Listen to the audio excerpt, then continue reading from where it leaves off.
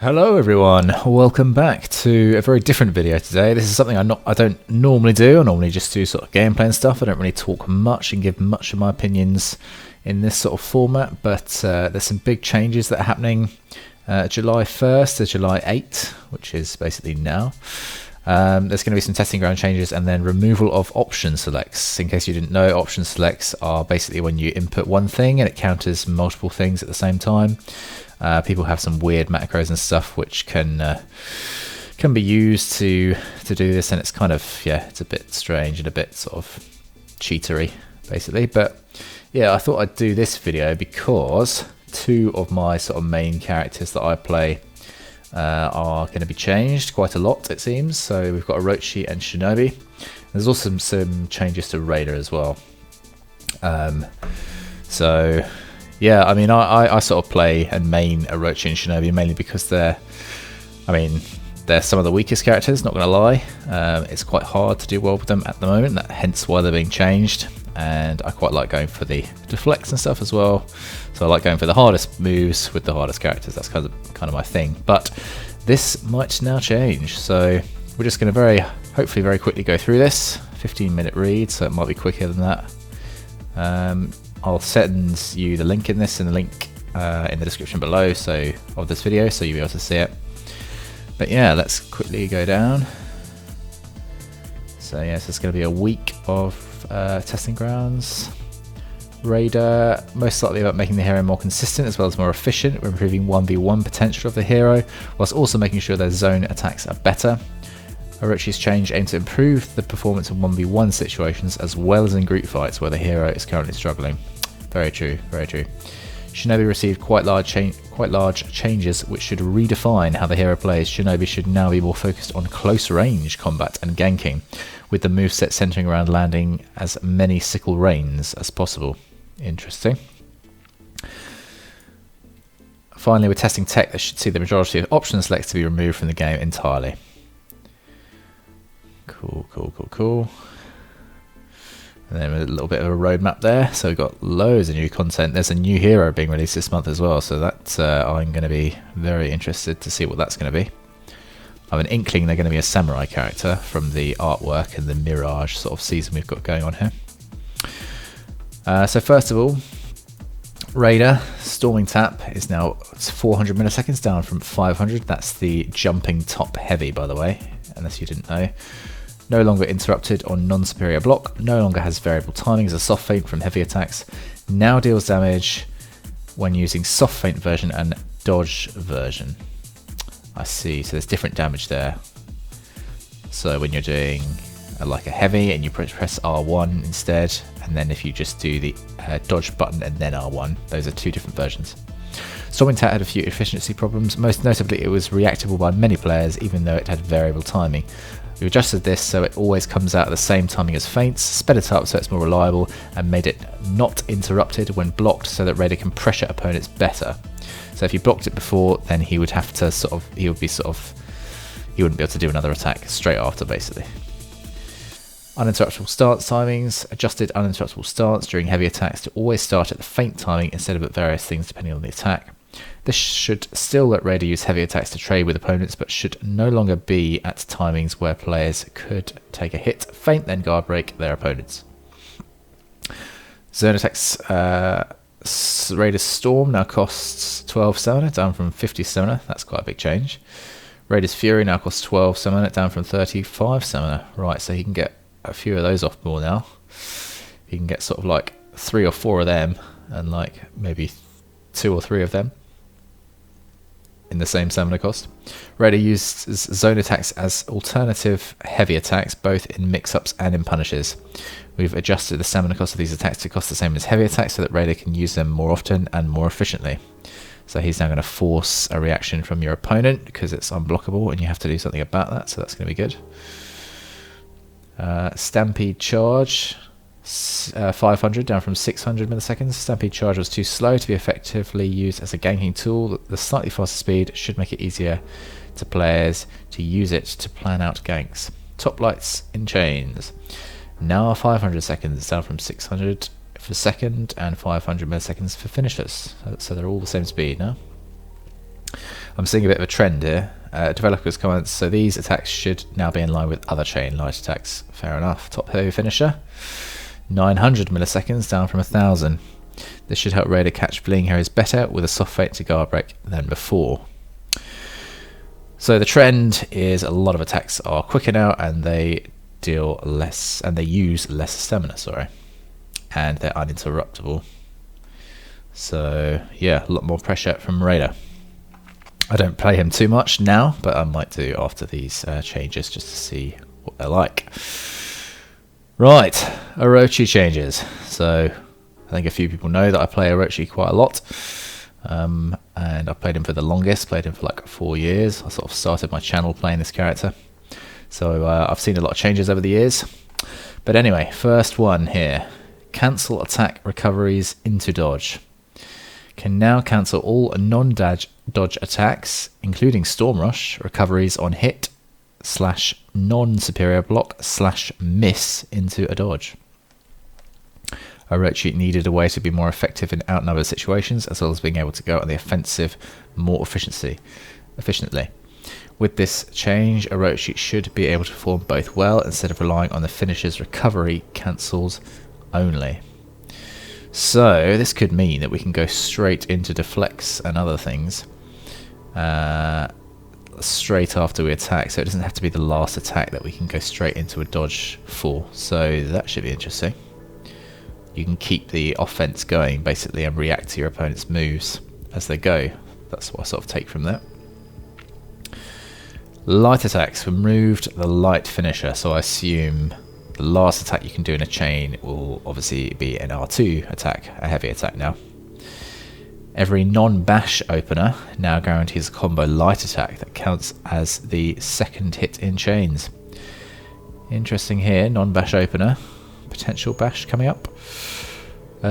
We want to reorient Orochi into a powerful 1-2 hero with multiple options when landing attacks, so that players no longer need to rely on multiple fast light attacks and instead focus on mix-ups and agility. Yep, these changes should push Orochi towards this archetype. So I guess in lower sort of beginner level fights, not relying on multiple fast light attacks, that'd be good for sort of new players. Instead of focusing on mix-ups and agility, yep. Orochi is classed as a hard character. He should be focusing on these two things here instead of just attacking with lights. Not that I like doing that anyway myself, but in beginner level sort of stuff, people rely on that. Storm Rush, now accessible from front dodge as well as back dodge. Interesting. That could be powerful. All three sides are now 600 milliseconds total, with 400 milliseconds of visible indicators, down from 500, 600, 700 milliseconds. All three sides are undodgeable. Awesome. Now costs 12 stamina to enter and 10 to feint. No other stamina costs. It was 10, 12 to attack, and then it was 20 to feint. Interesting. Interesting. So yeah, that can be used as more of a opener, yeah, I guess. Storm Rush role has expanded, but it can still be used as an opener. Its main purpose is now as a mix-up with his new kick move. Hello. Oi oi. Where, depending on the situation, Orochi's opponents must make a read as to block a front dodge Storm Rush or dodge the front dodge kick. See front dodge kick below. So, front dodge kick. After 4 years, or 5 years, Orochi now has a bash. New option, front dodge kick. Perform by hitting guard break during front dodge. Makes sense. 500 millisecond can be performed at 300 millisecond in front dodge and can be delayed until 500 millisecond. That's a fairly quick bash, I suppose. It's kind of standard. Gives a guaranteed second non-combo light on hit. Yep, that's standard. Most bashes guarantee a light, so that's fairly okay across the board. Orochi did not have a melee for the longest time, but this felt like the right time to improve on Orochi's offense. considering the new direction we are pushing the hero towards. As Orochi moves from being a pure counter-attacker towards a more balanced 1 versus 1 hero, the new option should give Orochi players more ways to open up opponents. Yes. The way I sort of got around Orochi's offense in the past was to do like a backlight into a top unblockable, because unblockables force a reaction. But this was sort of like the only way to sort of do it in high level duels beforehand, you know, and obviously even in high level duels you can't really do that all the time. So yeah, you're stuck with a very basic move set of lights and heavies, and there's no soft feints, etc. So yeah, this is a nice change. I think it will bring a lot of people to Orochi who don't want to get their attacks parried all the time unless they do some weird timings and know the whiff timings of other characters, etc. So that is good. Riptide Strike. Right, in the past I've thought of this as a fairly weak attack. It's a fairly slow light which can be parried and punished massively, so I don't use this too often unless in very specific circumstances. So anyway, the changes. It's quicker. It's 500 milliseconds down from 600 milliseconds. It now has iframes for 300 milliseconds. It didn't have any before. It's no longer interrupted on non-superior block. So if your opponent blocks it, you can then go into something else without being blocked and having to wait and sort of sit there. Developers comment, Riptide Strike at this new speed and the new iframes makes it the optimal 1 versus 1 counter-attacking tool. It should be more reliable than before and deals slightly more damage than side dodge attacks. Okay, so we should be seeing this a lot more, and this can now counter a lot of different things in one, I guess. I guess you could maybe call it an option select, but not in the way that we're going to talk about it below. This is like a legitimate thing which can counterattack many things potentially in one go, which can be baited and parried, unlike the weird stuff we're going to talk about later. Side and front dodge lights, no longer interrupted on non-superior block. Good, so we can chain that into other things. That's nice. And thinking about what we were talking about earlier, when you can dodge straight after other attacks, we can go straight into these dodge lights, and then we can keep the offense going. So Orochi can keep attacking people and being agile, etc. With this new property, Orochi can effectively both target swap in fights and not be interrupted against attacks with fast recoveries. So again, what we saw earlier, talking about ganking, I guess this is what we're sort of talking about there as well. About target swapping and not being interrupted. Side heavy finishes now have larger trajectories. Great. I was initially thinking they might end up giving it an undodgeable property, but I guess larger trajectories is good enough. Now moves forwards more. Great, so people can't keep backing away from you and just leaving you chasing them.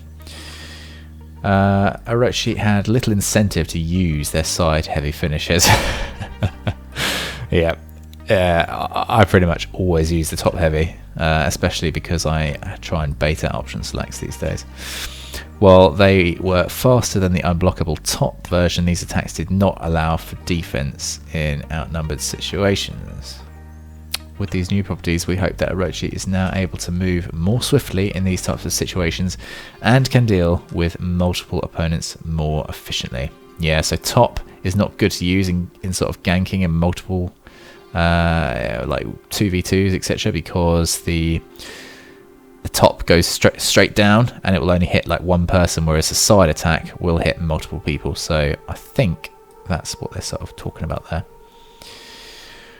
Right, now I have seen this before. Deflect attacks, removed Hurricane Blast, the heavy follow-up. So this is my favourite move. I always try and go for this. This is more sort of a style points move. It's not a very competitive move because it's very easily sort of punished, and you know, you have to trade with a light. So it's not too powerful. Yeah, it would be sad to see it go. I personally think it should stay, just leave it in there, because there's a few things that I like to do with it just for sort of content, and people like to see some cool stuff I do with them. One of my videos I think has got over 2 million views, which uses like cancelling this into like another Hurricane Blast and then another Hurricane Blast. I think a lot of people like the edginess of it, but I guess reading down below, this kind of explains it. Wind Gust now forces a reaction on the opponent and guarantees a light combo light attack.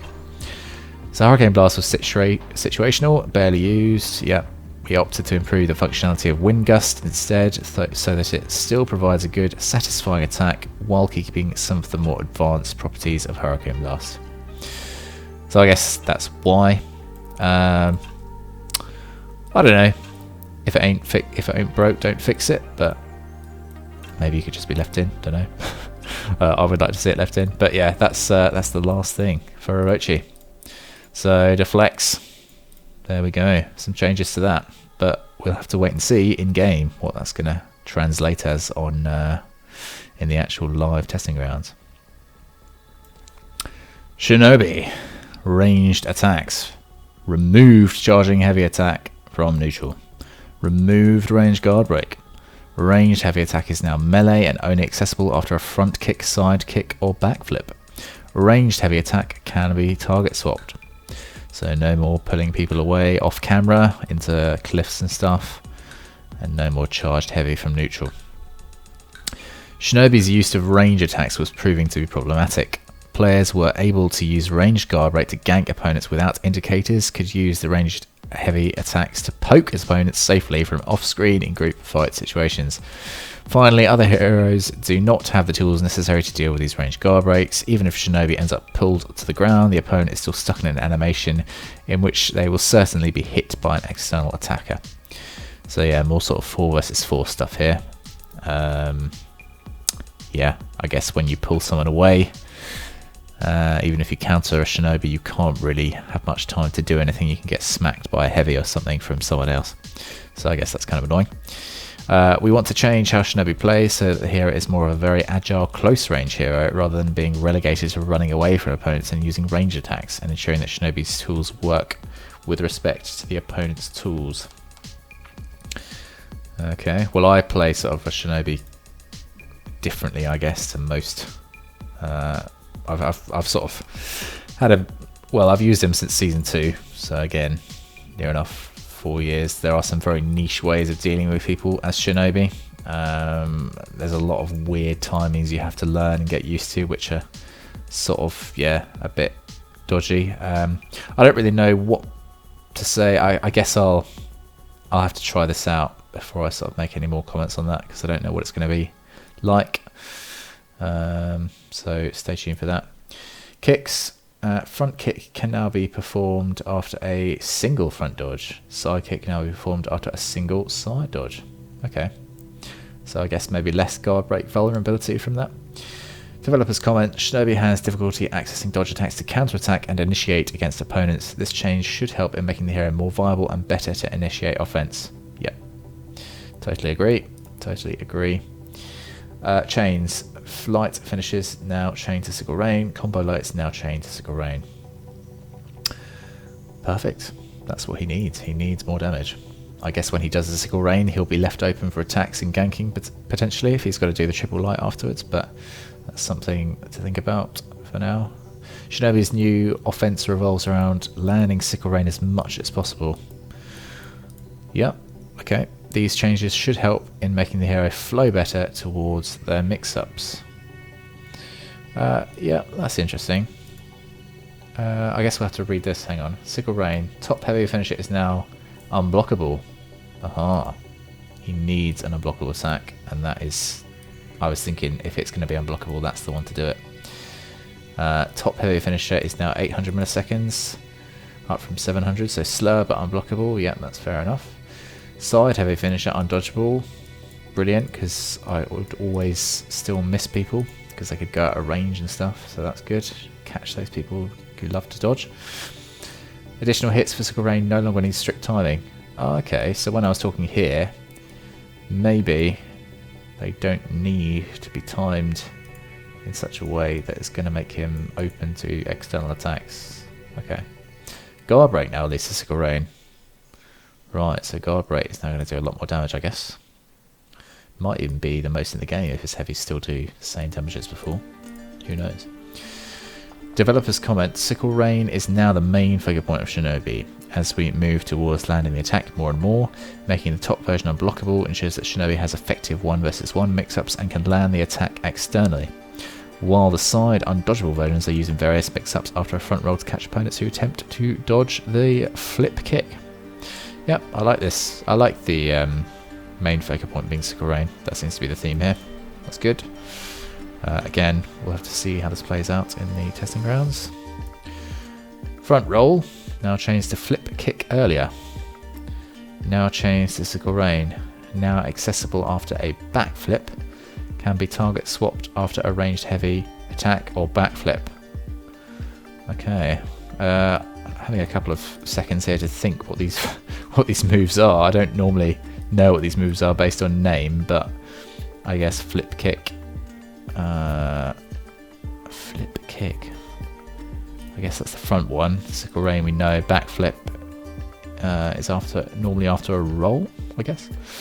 Can be target swapped after a ranged heavy or backflip. Interesting. Shinobi now has a definite use for front rolls and mix-up tool after a ranged heavy and a backflip.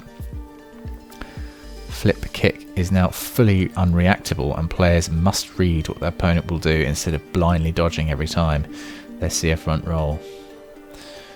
Interesting. Okay, well, unreactable. Yeah. Yeah, I guess if you've gone into a flip kick, then they've made an incorrect read then, so they have to make one there. So that is a good trade-off. That's fair enough. Flip kick now guarantees a combo heavy attack on hit. Flip kick is now also a chain extender, giving a free heavy attack that chains to Sickle Rain when it lands. Yeah, that's good, I guess. Again, I'm gonna have to visualize this actually in game. So yeah, we'll have to see what that looks like when we play it. Sprint attack, replace sliding kick with a new sprint attack. Yep. New option is still a bash, but no longer unbalances opponents. New option also leads to combo heavy on hit. Okay, yeah, sliding kick was pretty useless before.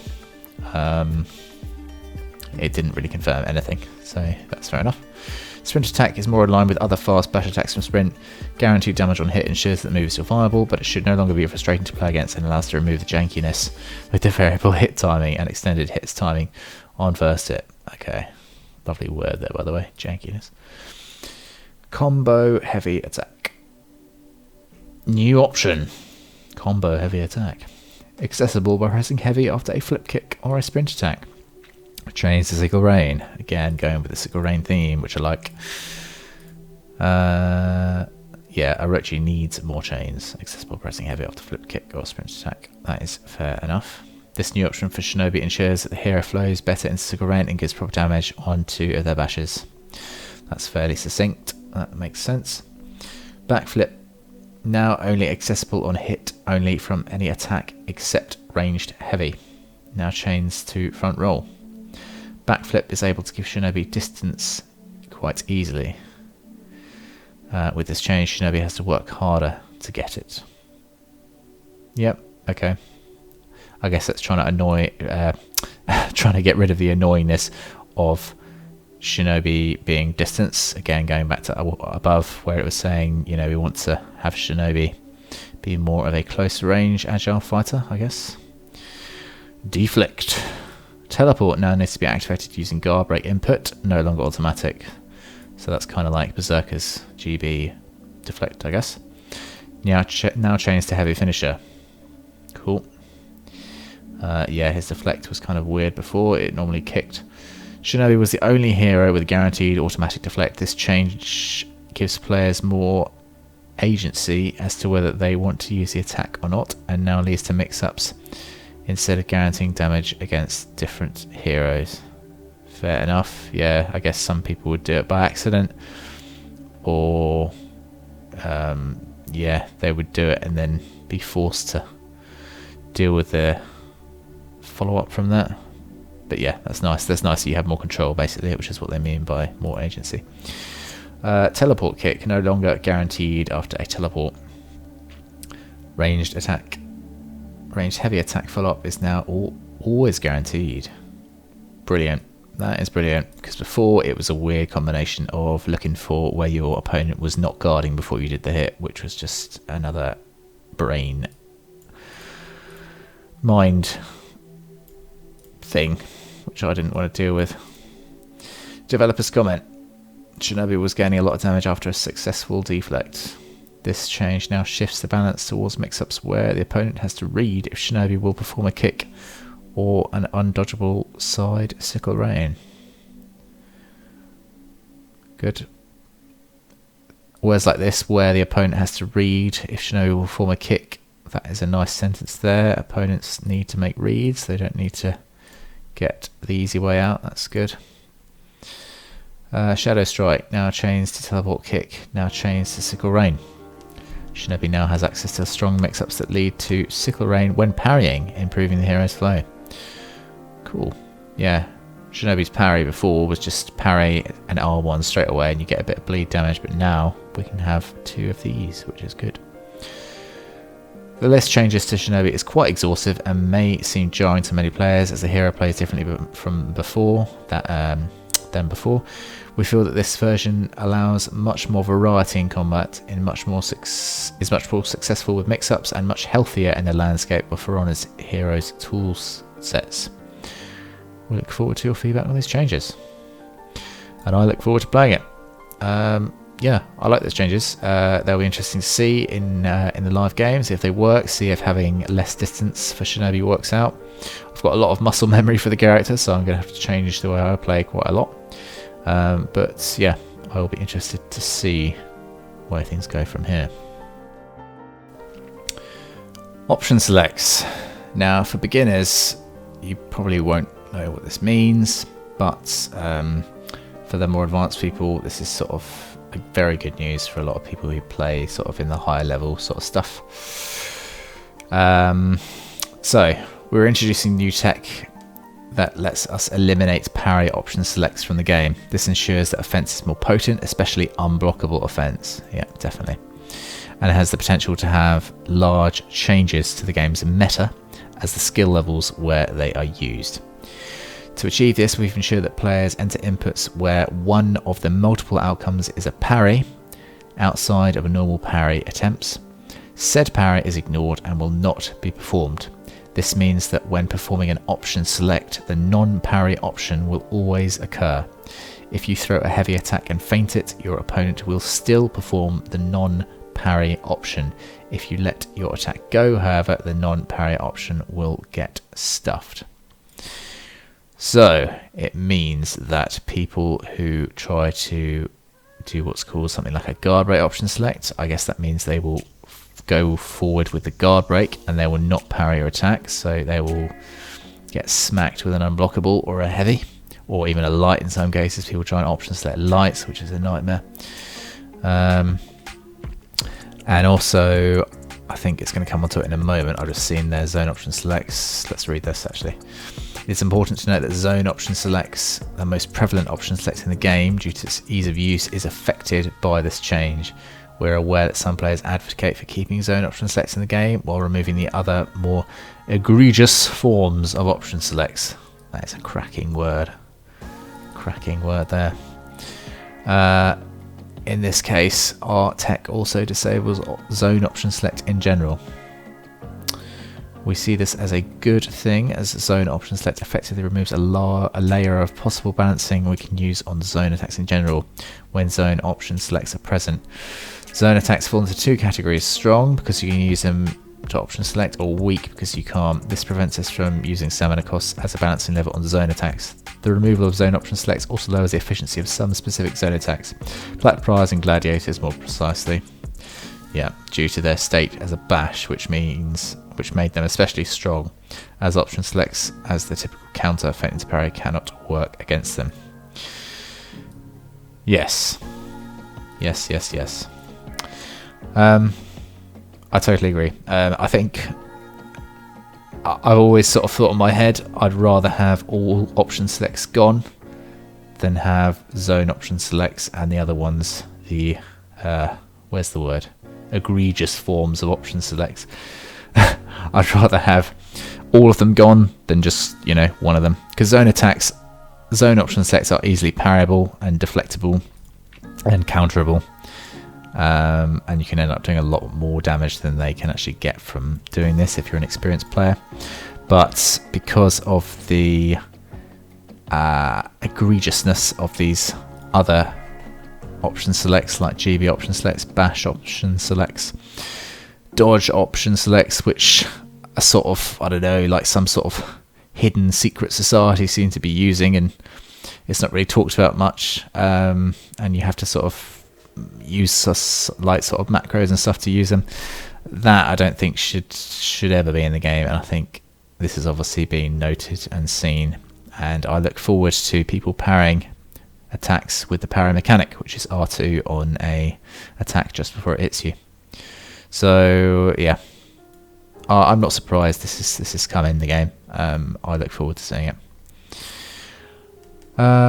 Special shout outs, thanks to members of the community, graciously helped us identify and reproduce a large variety of option selects. The fight team would like to especially thank the following people with their involvement in this improvement: Freeze, Filthy Spaniard, Nutella, Barak, Ravelord, Servant, Score Brand, and Set Mix. Help has been invaluable in helping us pinpoint exactly what the problem was with our option selects and helped us properly reproduce them so that we can shut them down. Shut them down. Cool. Yeah. Closing thoughts. Look forward to your feedback using the usual channels, more social media. Send a survey to formally gather your feedback. See you on the battlefield. Right. Well, interesting. I think this is going to be an interesting one. I've specifically sort of noted this one because two of my mains are in this, and I've never really been a fan of option selects. The zone option select I used to do by accident without even realizing what it was before, you know, I spoke to some people and they said, oh, this is what it is. And then also when Orochi got his unblockable, I started seeing some sus stuff like Garbra option selects and other stuff, which is essentially cheating. So this gets rid of some cheats, which hopefully you haven't seen if you're a new player, because it's mainly used in sort of high level fights. But yeah, bring on 1st of July to the 8th of July. I will be testing out these characters and seeing what all three of them can do. So thanks very much for listening to me for this video, being a different one. Feel free to subscribe, and obviously I welcome any opinions down below in the comments as well, and feel free to leave a like if you enjoy this. So I will see you very soon, and I hope you enjoy the testing grounds. Thanks very much for watching.